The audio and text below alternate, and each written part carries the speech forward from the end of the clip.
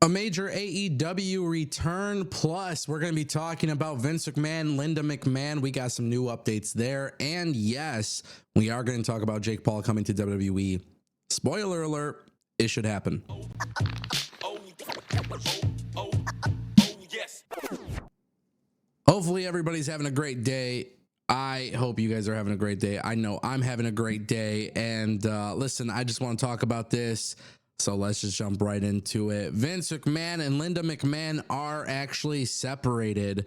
This is very interesting news for a variety of reasons. I'm going to tell you guys what's actually being said and why it does matter. Linda McMahon was named the Secretary of Education for the impending Trump presidential regime. And basically, the Washington Post came out. They ran a story on it, which focused on WWE. And it also focused on Linda McMahon and Vince McMahon and the WWE scandals. And basically, some of the coverage on here included the Ring Boy lawsuit, which recently we talked about on the channel as another lawsuit against Vince McMahon and the WWE. And this was very interesting because Linda McMahon's attorney, Laura Bravetti, stated that she and Vince McMahon are actually separated. This is obviously something that's been speculated for a long time, but it doesn't actually appear that like there's ever been confirmation on that, literally until now. Bravetti was one of the attorneys representing Vince in the 1994 criminal trial. And regarding the Ring Boy lawsuit, which was filed by a number of former Ring Boys alleging abuse and that the McMahons were aware of it, Bravetti commented with the following statement: "This lawsuit, based upon 30-plus-year-old allegations, is filled with scurrilous lies, exaggerations, and misrepresentations." Within that lawsuit, Linda is one of the defendants. So obviously, a lot of people are wondering what this means. A lot of people are curious as to what's actually at stake here. We don't know if there's going to be a criminal investigation on Vince McMahon, especially with the Janelle Grant situation. A lot of people are speculating that if Vince McMahon were to get prosecuted with criminal charges, and if he were to be guilty of those charges, some people believe that Trump would pardon Vince McMahon. There's a lot of question marks here, obviously with Vince McMahon and with Linda McMahon and the WWE lawsuits and Trump. I think a lot of people are just very curious as to what is the dynamic here. And I understand why people are curious, because Vince and Linda have been rumored to be separated for a very long time, but obviously both of them are affiliated to a certain degree with Trump. It's just like a weird thing, right? Like what's actually happening here. So I get it. We'll obviously pay attention to it. We'll see what comes of it and how this impacts everybody when the time comes. Jake Paul coming to WWE. Not the first time it's been rumored, but Jake Paul publicly talking about this.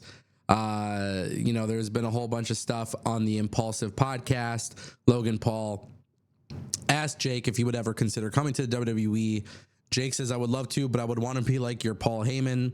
I wouldn't want to like wrestle as much. Like I could do some shit, but I'd want to be your sidekick businessman or some shit." And him and Logan are talking about this.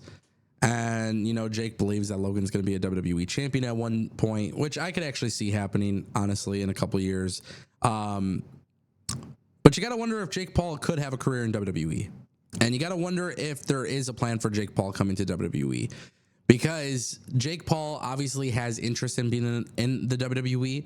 We have seen Jake Paul before with Logan Paul, but man, what would WWE do with Jake Paul? Quite frankly, I don't think Jake Paul would be a good wrestler. I think he should stick to boxing. I think he's actually a relatively good boxer. That's a whole conversation for a whole other video that I'm probably never going to make.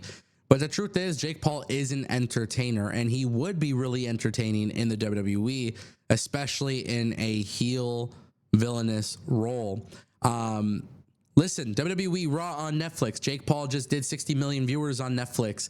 If I were WWE, if I were Jake Paul, if I were Netflix, I would want Jake Paul on the first episode of Raw on Netflix.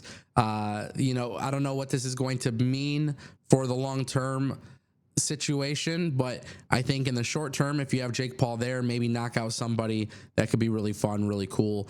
The thing is, Logan Paul isn't necessarily active in WWE after the United States Championship, and At some point, WWE will probably bring him in for the Royal Rumble. I'm sure WWE will bring him in for WrestleMania because that's what they do. They got to build something up for Logan Paul. Whatever Logan Paul is doing, have Jake Paul there. Whether it's a manager role, whether it's a tag team match, whatever it may be, if I were the WWE, I would do it. And I understand that a lot of wrestling fans may not like this opinion, and I get it. And I understand, by the way, I understand that so much because Jake Paul is not a wrestler. And I understand that a lot of wrestling fans don't like outsiders coming in.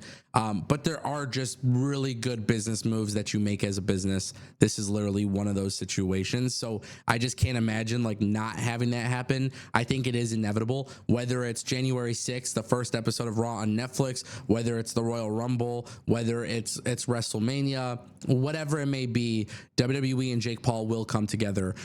Triple H is also a very big boxing fan. So anytime Triple H can kind of bridge the gap between WWE and something else, Triple H is going to do it. That's how the WWE operates. So I definitely see this happening.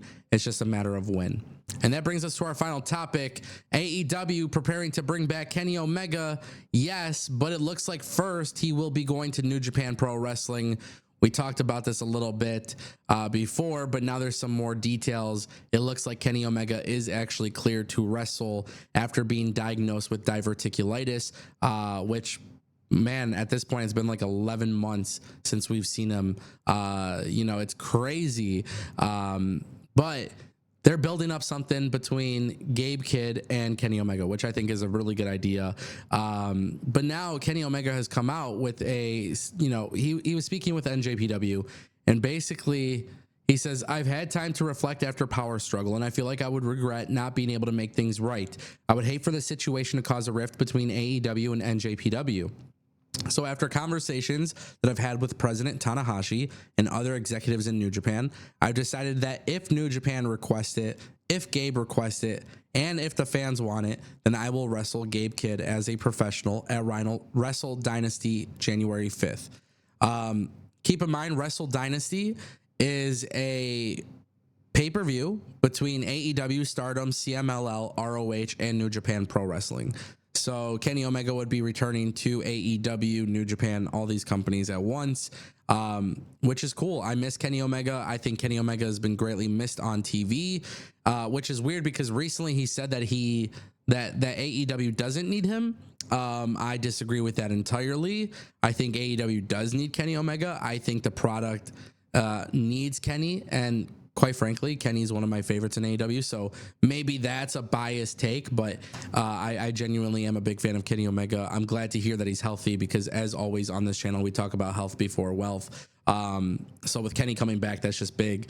Kenny Omega versus Gabe Kidd will be a great match. I like Gabe Kidd a lot, and the fact that he's not in WWE or AEW is actually really crazy to me because this kid is really, really awesome too. So this is a really, really good thing for business. It actually makes me a little bit more excited for Wrestle Dynasty, which I think a lot of people should be. So yeah, let me know what you guys think in the comment section down below. Ladies and gentlemen, that is the Ango Show.